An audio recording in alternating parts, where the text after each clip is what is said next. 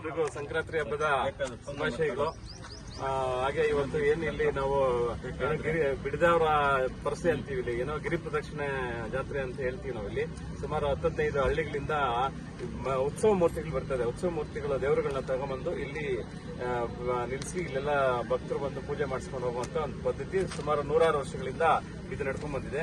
ಈ ಭಾಗ ಬಂದ್ಬಿಟ್ಟು ಸೂಲೂರು ಗ್ರಾಮ ಪಂಚಾಯತಿ ನುಗ್ಲಾಪುರ ನಾಗಲಾಪುರ ತಪ್ಪಲಿನಲ್ಲಿದೆ. ಇದೊಂದಕ್ಕೆ ಇತಿಹಾಸ ಇದೆ. ಮೇಲೆ ಒಂದು ಐತಿಹಾಸಿಕ ದೇವಾಲಯ ಇದೆ, ವೀರಭದ್ರ ಸ್ವಾಮಿ ಅನ್ನುವಂತ ಐತಿಹಾಸಿಕ ದೇವಾಲಯ ಇದೆ. 100 ವರ್ಷಗಳ ಒಂದು ದೇವಾಲಯ ಇದೆ.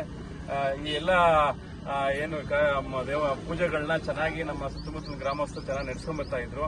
ಹಾಗೆ ಈ ದಿನ ಹೋದ ವರ್ಷ ನಮ್ಮ ಏನ್ ಶಾಸಕರು ಕೋಲಾರ ವಿಧಾನಸಭಾ ಕ್ಷೇತ್ರದ ಶಾಸಕರಾದಂತ doctor Kothur G Manjunath sir ಅವರು ಶಾಸಕರಾದ್ಮೇಲೆ ಈ ಒಂದು ದೇವಾಲಯಕ್ಕೆ ಬಂದಿದ್ರು ಹೋದ ವರ್ಷ ಇದೇ ಸಮಯದಲ್ಲಿ. ಅವರು ಮತ್ತೆ ನಮ್ಮ MLC ಅನಿಲ್ ಕುಮಾರ್ ಅಣ್ಣ ಅವರು ಇಬ್ಬರು ಸೇರಿ ಜಾತ್ರೆಗೆ ಬಂದಿದ್ರು. ಜಾತ್ರೆಗೆ ಬಂದಿದ್ದ ಸಂದರ್ಭದಲ್ಲಿ ಏನ್ ರಸ್ತೆ ಎಲ್ಲಾನು ಇದು ಸ್ವಲ್ಪ ಮಣ್ಣು ರಸ್ತೆ ಇತ್ತು.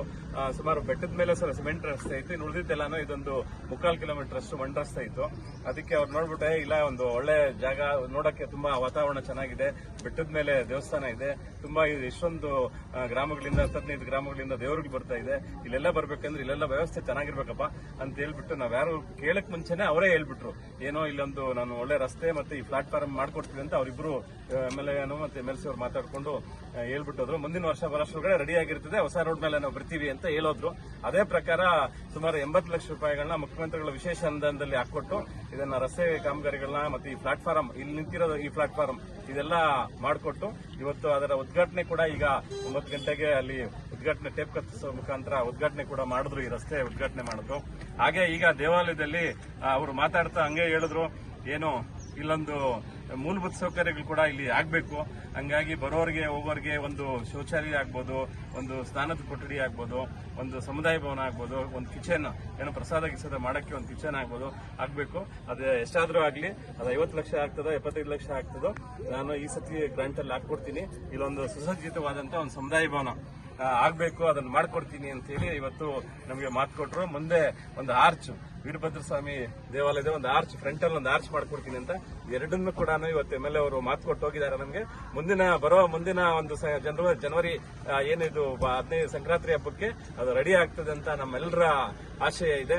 ಆಗ್ತದೆ. ಅವರು MLA ಅವರು ಹೇಳಿದ್ಮೇಲೆ 100% ಅದನ್ನ ಮಾಡೇ ಕೊಡ್ತಾರೆ.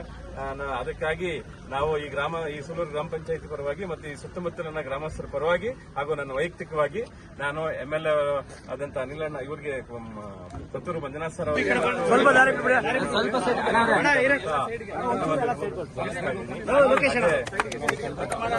ಜಾತ್ರೆ ಚೆನ್ನಾಗಿ ನಡೀತದೆ. ತಾವು ಕೂಡ ಇದನ್ನೆಲ್ಲ ಕೂಡ ಈ ಜಾತ್ರೆ ಉಳಿಬೇಕು. ಆದ್ರೆ ಉಳ್ಕೊಂಡು ಹೋದ್ರೇನೆ ಮುಂದೆ ಏನೋ ಹಿಂದೆ ನಮ್ಮವರೆಲ್ಲ ಏನೋ ಮಾಡ್ತಾ ಇದ್ರು. ಇದು ಇಷ್ಟೊಂದು ಐತಿಹಾಸಿಕ ಒಂದು ಇದು ಕೆಲಸ ಇದು ಉಳಿಸ್ಕೊಂಡು ಹೋಗ್ಬೇಕು ಅಂತ ಹೇಳ್ತಾರೆ.